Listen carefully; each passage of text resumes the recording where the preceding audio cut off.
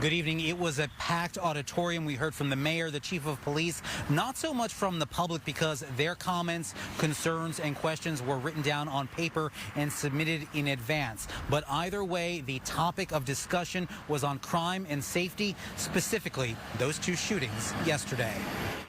Following Wednesday's shooting death of a woman in the Central District and a 17-year-old high school student injured in a drive-by shooting, Seattleites and city leaders gathered to talk safety. They filtered into Seattle's Central Library to listen to city leaders and their plans to make Seattle safer. I grew up in the Central District. Wednesday's shootings, one of the first things Mayor Bruce Harrell addressed, along with gun violence. I have zero tolerance for criminals, people that are hurting other people, people that are holding people at gunpoint. Zero tolerance for that. Harrell said guns have been used in 80% of the city's homicides and that a large number of illegal guns have been taken off the streets.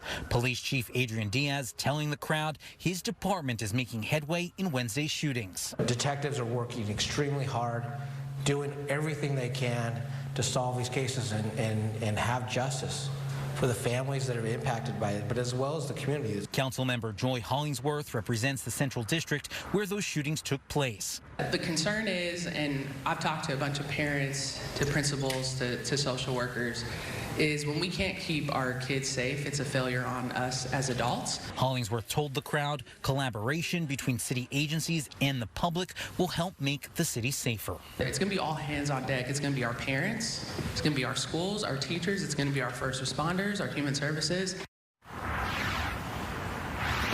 And we also heard from other city agencies, including the fire department, both that department as well as the police department, talking about shortages as well as recruitment efforts. Now, this is the first of 5 public safety forums that will take place at other police precincts in the month of April.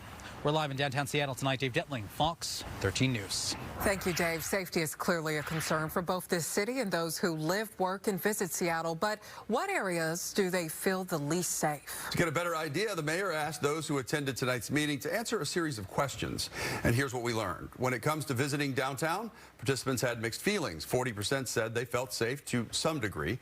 52% said they felt somewhat or very unsafe. The remaining 7% were unsure.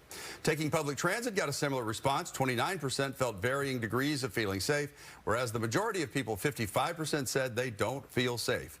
Dave mentioned that 80% of Seattle's homicides were a result of gun violence. Participants felt very strongly about that.